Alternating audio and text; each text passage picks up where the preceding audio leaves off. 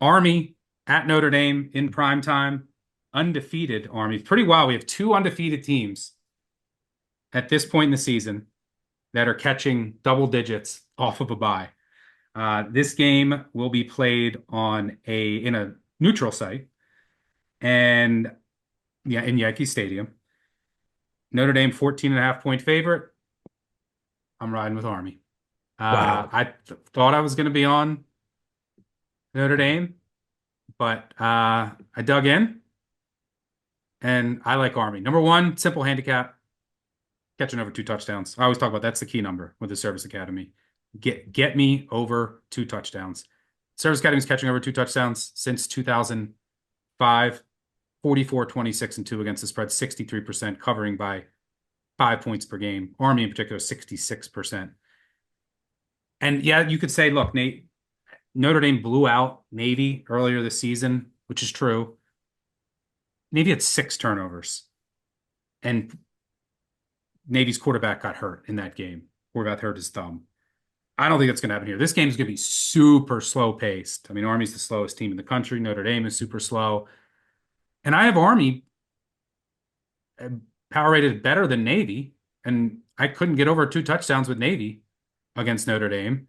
And I look at this Notre Dame team. Yes, they've been just blowing out everybody, but who have they played? I mean, oh my God, we're talking about Army's schedule. Army's played nobody since losing to Northern Illinois. And by the way, Northern Illinois and Army are very similar.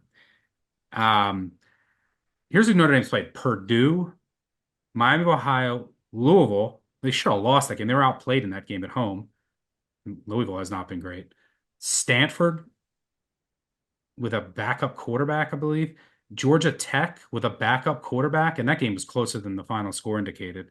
Navy with 6 turnovers, the corpse of Florida State, and then Virginia, where they get 28 points in the first half off of 5 Virginia turnovers. Um, I also dug into these numbers. That's nobody, and none of those teams really can run the ball. A lot of those teams can't run the ball at all. And Notre Dame's run defensive metrics a little shaky. I think Army can control the ball here, shorten this game. There's going to be, I think, just minuscule amount of possessions. Army off of the bye. I like them here. I think this Notre Dame team is at the peak of its market. And you might say that's the case with Army too. I just wanted over two touchdowns. Give me Army to stay within the number here. You're going to go head to head. We going head to head here? I'll even call it a 14. Yeah, yeah. So let's go ahead and make it 14 because I think what did I get 13? Somewhere around there. I don't know. But I No, wrote it you up. got 14. I have 14 and a half. No, I was talking about I bet it early in the week. I think I got it Got better. it. But it doesn't matter. I still wrote it up for action. I still told everybody if it's at 14 and a half and you can find a way. I'm looking at one of the sharper books right now that's laying minus 14 and a half, minus 104. So you should be able to get 14 at 120 or better. Um, so no, I will take the Irish side here.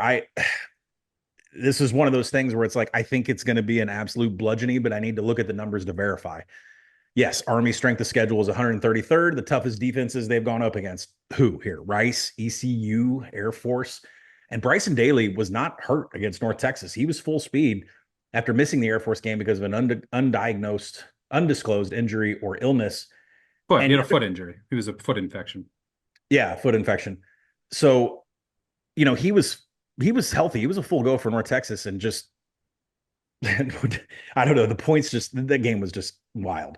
Kind of throw that one out. But when you look at Army's offense, they're no longer really a triple option offense. They run the same rate of man and outside zone run concepts than they do out of the triple. So they've morphed a little bit. And Notre Dame is just elite against defending outside zone, 61% success rate. And then you go to the secondary, you have to say, well, defensive coordinator Al Golden, he's going to be working on not just getting that defensive front of Notre Dame to stay disciplined, but he's got to keep them watching for that play action pass that is coming. Notre Dame was extremely disciplined against Navy. They did not leak anywhere, not at the edge position, not against play action pass. If you look at Navy, they posted success rate of rushing below national average against Notre Dame. They only had 2 runs that went over 12 yards. They had 6 play action attempts. Only 3 of them were catches for an 8 out of 13.2 yards. No scores there, no damages to the Notre Dame defense. So Notre Dame played exceptionally well against the Navy triple. and their attempts at running play action. When you go to the other Yeah, but side, how much? I mean, like the thing is, that game just slipped away. I mean, Horvath was also hurt. He still ran for 130. And by the way, Notre Dame's going to be probably without one of their best defensive linemen in this game, um, who's highly questionable. But that game slipped away from Navy. Navy can't come back once they turned it over 5 times, and then good night, the game's over. If that happens to Army, you're going to cover.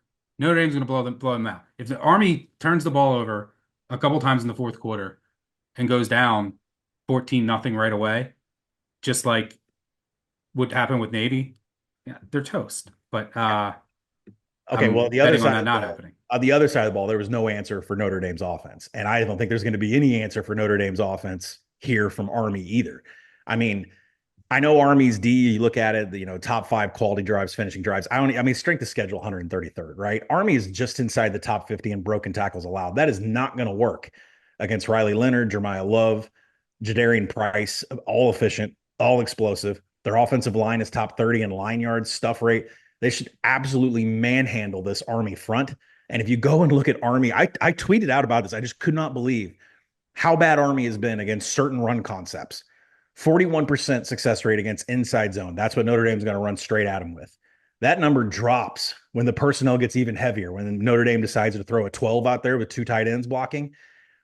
Notre Dame should be flying through these holes and gashing Army's defense consistently, not like once per drive, like every snap. So can Army keep up on offense? Maybe. I don't know. But I go back to the fact that you've heard me say this for weeks. Notre Dame is a beauty pageant team. They need every point they can get. They need every scoring differential they can get. They're fighting for their lives in the seeds of the college football playoff.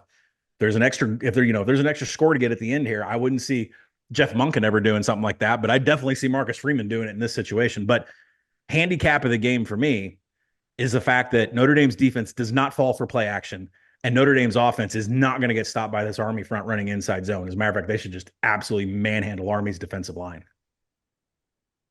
Death by 1,000 cuts. That's what that's going to be. It's going to be pain when Army puts together multiple 9-10 minute drives, and then it becomes almost impossible to cover this number without turnovers. Obviously, if there's turnovers, it's lights out.